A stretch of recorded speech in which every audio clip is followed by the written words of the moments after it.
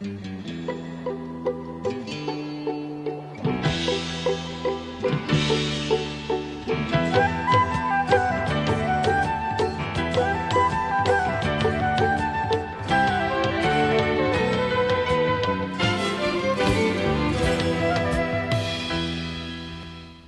you for joining us. Today, we continue with our series relating to the remembrance of the Holocaust and the lessons to be learned.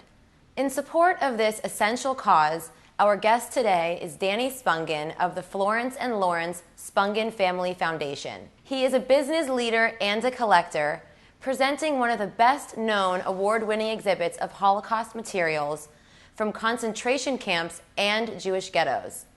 It includes postal evidence of the Holocaust and the devastation of Europe, and he will share his thoughts on why he is devoting himself to this cause following these messages. I read Life Extension magazine to keep abreast of medical discoveries that can literally save my life. Life Extension's track record, dating back to 1980, shows they are decades ahead of conventional medicine in identifying proven methods to prevent and treat the diseases of aging. Reading Life Extension magazine will empower you to take control over your health and longevity. And as a special favor to me, the Life Extension Foundation will give a free 1-year subscription to anyone today. Just call the number on this screen to obtain your free Life Extension subscription. There's no cost, no obligation, just the opportunity to discover solid options to live longer and better. Call the number on the screen today to start receiving Life Extension magazine each month. Take charge of your health.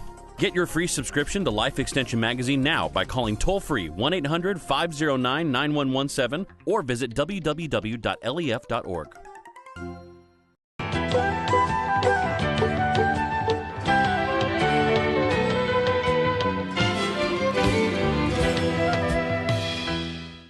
With us now is Danny Spungen. Danny, it's a real pleasure to meet you. Nice to meet you. And it is absolutely fascinating to go through your facility here and see your factories and your offices and also this amazing display. I have no idea how you do all of this, but please tell us, what is this we have on the table?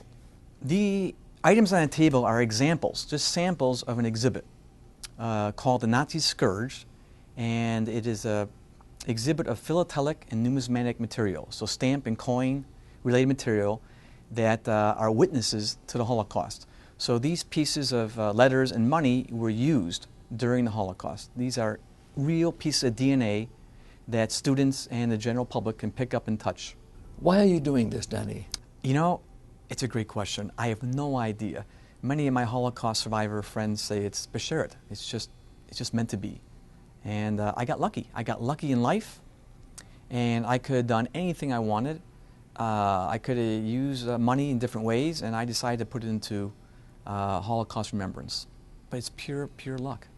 This entire subject matter, remembrance of the Holocaust, isn't really easy for me. But let's talk a little bit about your life. Tell us a bit about your background, please. Basically speaking, I think my life started in this world, in this current state, when I was 12 years old. My brother and I were watching Scooby-Doo on a Saturday morning. I yawned. I just made a simple yawn, and I felt a little snap in my neck. And I ended up in the hospital for 8 days at Evanston Hospital. It's near Wilmette and Skokie. And my father came to the hospital with a stamp collection. I was already collecting coins. I was always, gathering pieces of rocks outside in the garden. My uncle was a geologist, and I had a coin collection, but he came this day in the hospital with a bunch of stamps because I had to spend the entire summer in a neck brace. I started looking at the stamps, and I realized I really enjoy stamp collecting. That set me off on a total new path, which led me to become a buyer and seller of stamps and coins. And in high school and college, I worked for Marshall Field and Company. Now it's Macy's, in Skokie on the 3rd floor next to the book department. And I had a great job with a work-study program from the high school and in college. But then my friend said, Danny, you can't be a stamp and coin collector and get married. You've got to put the stamps away, hide them in a closet. You've got to get out into the real world and work and get married. So I put everything away.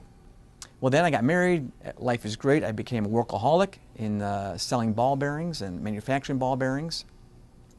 And basically speaking, I'm just a ball bearing sales guy. And then my kids got older, and my family decided to sell our flagship company, Peer Bearing Company.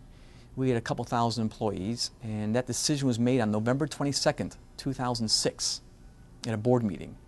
So I said, what am I going to do now? I got time to think about what I could do before our company is actually sold, which actually took 2 years and took until September 11th, 2008. We closed on the company. September 11th. I know, strange. My whole life was like, in one way, destroyed, like 9/11. But then I had time to regrow and rethink my life. And during this period, in June 2007, my kids were home, and I said, I'm going to a stamp show. And they were, I'm not going with you. And so I'm going to go by myself. I ended up in Pennsylvania, near Penn State, Bellefonte. And that's where the American Philatelic Society is. And I went to stamp school to get my mind back into stamp collecting and the stamp industry. And I saw a man, his name is Ken Lawrence, and he was walking around. I hate to get up, one moment. He was sitting at his desk, at his table, and he was holding this piece of Torah, Tzedakah scroll. And it was a letter used on a piece of Jewish scripture addressed to, from a corporal, a Nazi corporal, to his wife in Vienna with Nazi cancellations, felled post. But there was postage due because it was too heavy. And I said, what are you doing? This man is Ken Lawrence. He told me his name was Ken Lawrence, but by the way, it's not his real name. He had to use a fake name because for 30 years he was associated with the Southern Poverty Alliance, or whatever it's called, and he chased the KKK and neo-Nazis around America with his stamp collection, his philatelic exhibit. And he would tell people in churches, schools, synagogues that the Holocaust did exist. Don't believe these KKK and neo-Nazis. Well, by June 2007, when I met him, he was an older man, and he was getting ready to sell it to a group of investors in Michigan who were going to donate it to the Michigan Holocaust Museum. I said, wait a minute, don't do that. I have no idea. I have no connection to the Holocaust. I'm only a stamp collector. I'm here to buy an inverted Jenny, a very famous stamp in America. It's an upside-down airplane stamp. And I said, now I see this piece of Torah, this scripture, this letter, this envelope with Nazi cancellations used with, on a piece of Jewish scripture. I want this. And instantly, I don't know, something went off in my head saying, this is for me, this exhibit. And I bought it. Well, we negotiated a little bit. It's very, very expensive. And I ended up taking the exhibit. I bought it in June. And I think it was maybe September, October. I drove to Pennsylvania with my dog and picked up the exhibit. And I drove straight back. I was scared. I'm driving around with literally $1 million exhibit. And got it home, and I had no idea what to do with this. No idea. So I called my rabbi, a great rabbi, Rabbi Hart at Temple Chai in Long Grove. I said, Rabbi, you got to come to my house. You got to see what I got. I had no idea what I was doing. So he came over, and he looked at it, and actually he had tears in his eyes. He was so shocked. He was so shocked to see a piece of Jewish scripture with Nazi cancellations. And he didn't even know what to do with it. He said, Danny, you really should call the Holocaust Museum in Skokie. So I wrote them a letter. And I never got a response. I don't think people would believe what I had. I don't think people understood what I had. So I said, okay. So in March 2008, I had a party in my mother's honor. My mother had cancer. And I had a party in my mother's honor at my company here at Peer Bearing. Invited 150 people. And I exhibited for the first time. And my mother's good friend said, can I please bring my cousin? That cousin was a man named Sam Harris, who was wearing a rotary pin, just like I'm wearing a rotary pin. Everything I'm wearing today is symbolic for this interview, by the way, Richard. So this man, Sam Harris, came up to me, and I saw he was wearing a rotary pin. I had no idea who this guy was. I said, I like your smile. You're a nice guy. We hugged, and we became, he's like my mentor, my best friend, my second father, you name it. There's so many definitions. Then he tells me he's the one that was instrumental in helping build the Illinois Holocaust Museum and Education Center. And Danny, you should become a docent. I didn't even know what the word docent meant. So Sam Harris, right at this event, asked me, Danny, you should become a docent at our museum, because we're building a new museum. It's opening up in 2009, and they're starting a docent program. And I never heard the word docent before. It's a volunteer. It's a tour guide. And I said, okay, I'll do that. Then I signed up for a class at Roosevelt University with Leon Stein, Professor Leon Stein. And I warned him, I don't read. I have not read a book since 7th grade. It's just part of my nature. It's part of my DNA. All my books were taped in school, and I had special classes and time and a half on exams. And he let me just monitor his class. And I became a student of the Holocaust. And to this day, every single presentation, I'm very, very clear, Richard. I make sure people know I am a student. It's going to take me years. I might not ever master. I don't think anybody can master the history and the significance of the Holocaust. I do generate a lot of confusion, I'm sure. I generate a lot of, what's the word, controversy in some ways. But I don't have a mean bone in my body. It's a very emotional, very significant. This is the rarest exhibit, the biggest accumulation of this kind of material outside of any museum in the world, and probably including every museum, including the U.S. Holocaust Museum. Quite frankly, we don't even know what the Holocaust museums have because most of it's in storage. So I have a question. Speaking of the word controversy, the document you're holding is controversial. Tell us why.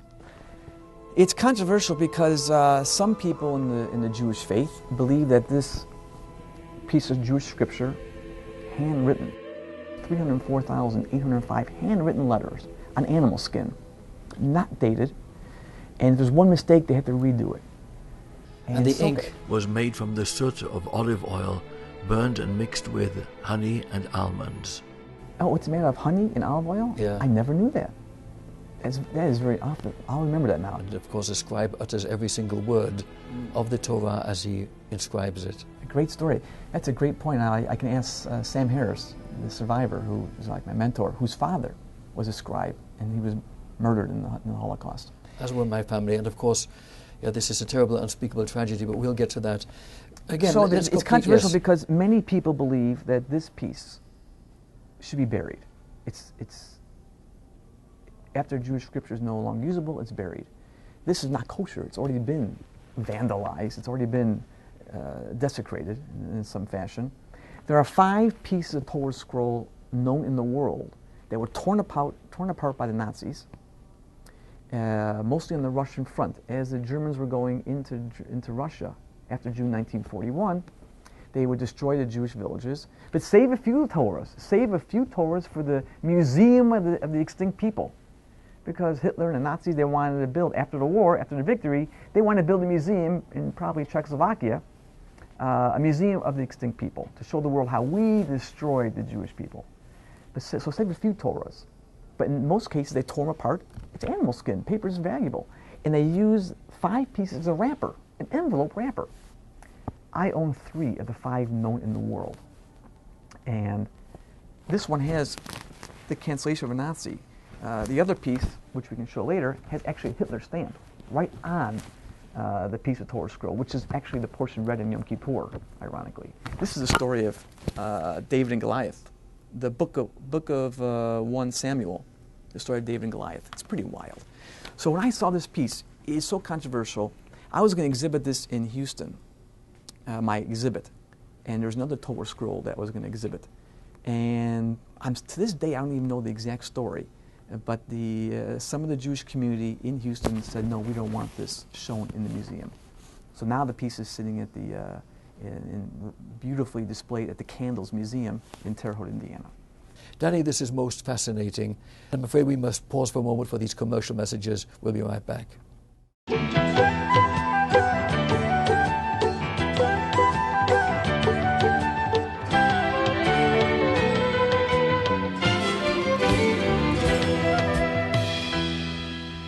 We are back with Danny Spungen.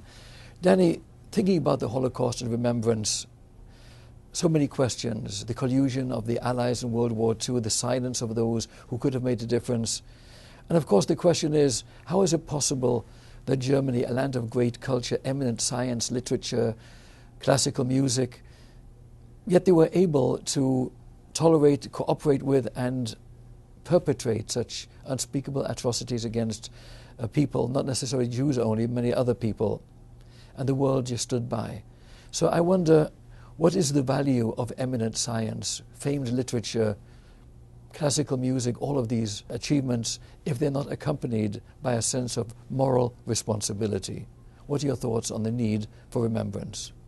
Well, first of all, remembrance is, boy, it's such an amazing word.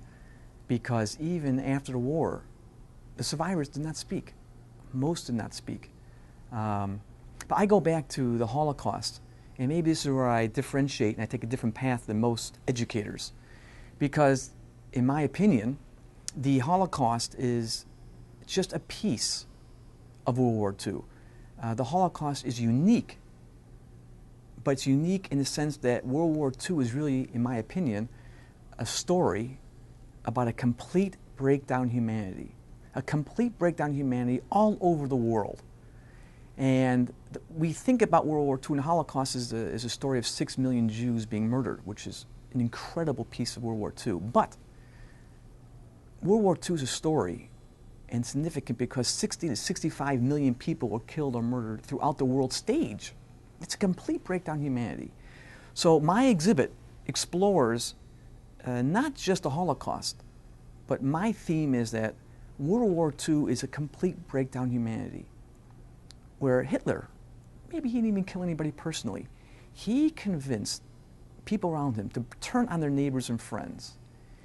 He allowed people like Stalin, who said, this is great, people are focusing on Hitler, but I get to murder 6 million people in 1 year in the famine in 1932-33. Stalin he was crazy, maybe crazier than Hitler. So to me, the whole story of World War II is a complete breakdown in humanity, because Germany was a great civilization, and how it could break down. It takes so much. The world was prime for such a complete breakdown in humanity. In my opinion, Hitler, he wanted to take over the world. He wanted his own thing. When he took power in 1933, there was maybe, what, 500,000 Jewish people in Germany. He says, give me your money, get out of my life. But there's another point there. You know, after each crime that he committed prior to World War II, he paused to see if there'd be a world reaction to his crimes, and there was none. So by their silence, the world enabled the following crimes to take place. It's true, and that's the problem with humanity. You know, we think about America, we think about even 9/11, December 7th, days that will live in infamy. I give tours every week to high school kids. 99% don't even know December 7th is Pearl Harbor Day. Most Americans don't even know that July 30th, 1916, July 30th, 1916, a major day in American history. I can't find one human being that knows anything about July 30th, 1916. World War I started in 1914. Well, the Germans were infiltrating the United States, and July 30th, 1916, they blew up Black Tom Island in New York, a munitions island, an island full just of piles of bombs and ammunition that we were sending over to Europe. They blew it up.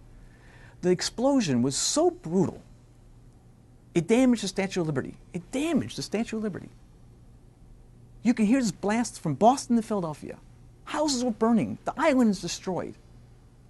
It was one of the most horrific events in American history before December 7th, and which was overpowered by 9/11. But humanity, we forget, we silence, we suppress. How do you survive in this world? It's through suppression. How do you succeed in this world? It's through suppression. I have combined my business life, my personal life, and the Holocaust. And one of my themes, besides the humanity being sensitive, is suppression.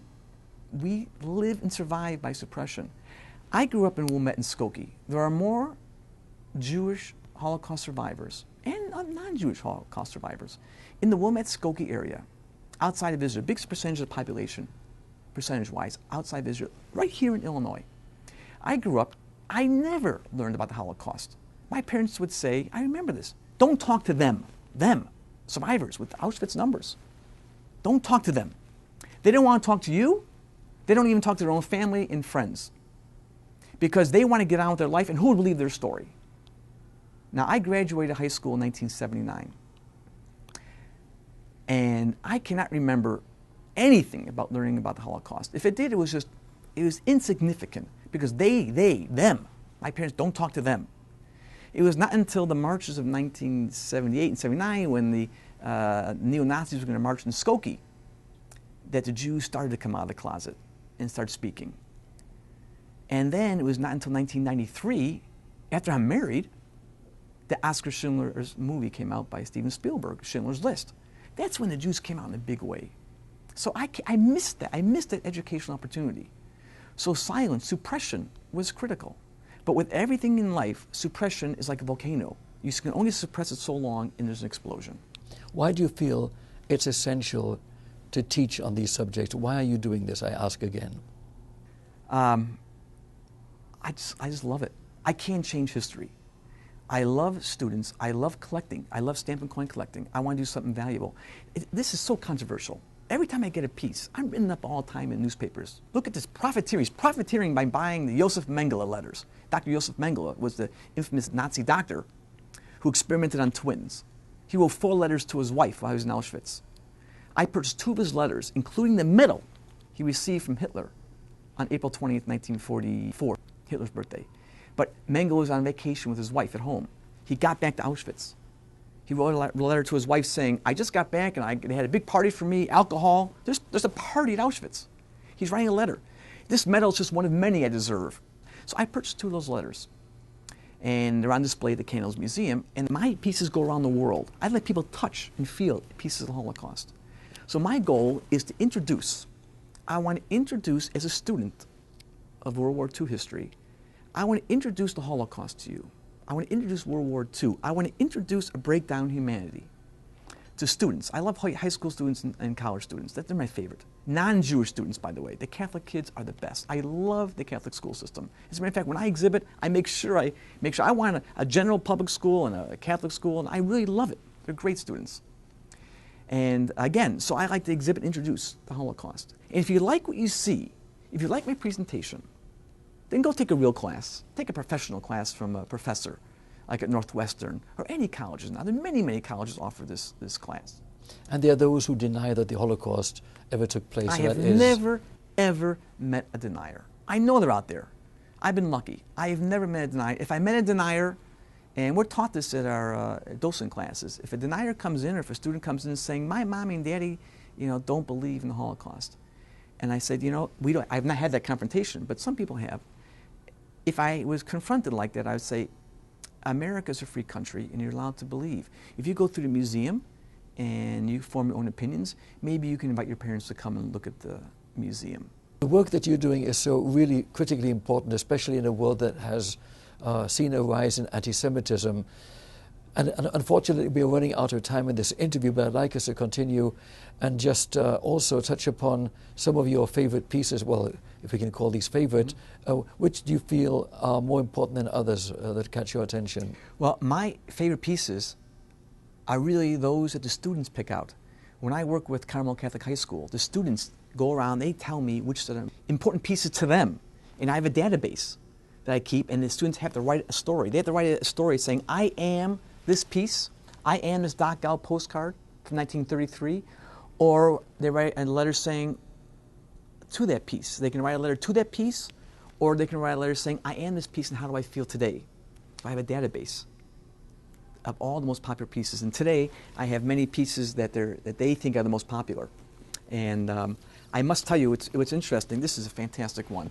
This is from Dachau. It's an Easter bunny. Now, many of the pieces here are not written by Jewish prisoners, inmates, slaves, whatever you want to call them. But many of the victims are non-Jewish. And many, many camps like Dachau, Buchenwald, Auschwitz had their own stationery. They issued their own currency, their own money to be used internally in the camps. So that's their own stationery. So even in the horrors of the Holocaust, and you're in Dachau, you're in Auschwitz, you can buy color pencils. They had stores. They had a little general store. And you can buy color pencils and you can write an Easter bunny Easter card to your loved ones back home, as long as it's on the stationery from the camp. That's fantastic. It's a fantastic piece. Where do you show these exhibits? My goal is to show them at public schools all over the country. But now, I have this piece right here. It's an olive branch wrapped in barbed wire. The city of Patras, Greece. They had a big exhibition. The exhibit is so famous, it's now getting worldwide attention, so it's been in Greece. Greece was fantastic. And then last year, September 2011, the Concordia Lutheran School in Shanghai. There's a lot of expatriate international schools in Shanghai, China. They had me come out and exhibit for a full week to all their students. Fantastic. They have a fantastic program. I'm going back to China next year. And my exhibit, by the way, is translated. Every time I go to Greece or China or any country, we take the pieces and we take the original pieces out and we put them on pages of Chinese, for example. We did in Greece. The entire exhibit has been translated to Greek and Chinese. In China, it was done by the Nanjing University, where in 1937, the Japanese, in just a matter of a few months, murdered 300,000 Chinese nationals. It was terrible. So that university is a great example of working together. And they want to learn about the Jewish history. And Professor Xu Xin is the head of the Department for Judaic Studies at Nanjing University. And you interviewed him, I think, at one point. That's correct, yes. Right. Oh, great man. Wonderful man. And Dr. Pan in Shanghai, who's the head of the Shanghai Jewish Studies program, is a wonderful man, too. What you're doing is so very, very important, and it is essential that people also know that China was one of the very few countries that provided sanctuary to the Jews during World War II. Thank you so very much for being with us again, Danny. We have to do a lot more of these interviews and cover more of your materials. Thanks.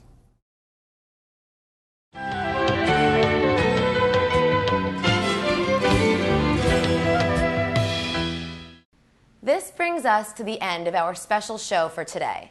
I'm Maya Peritz. Thank you for being with us.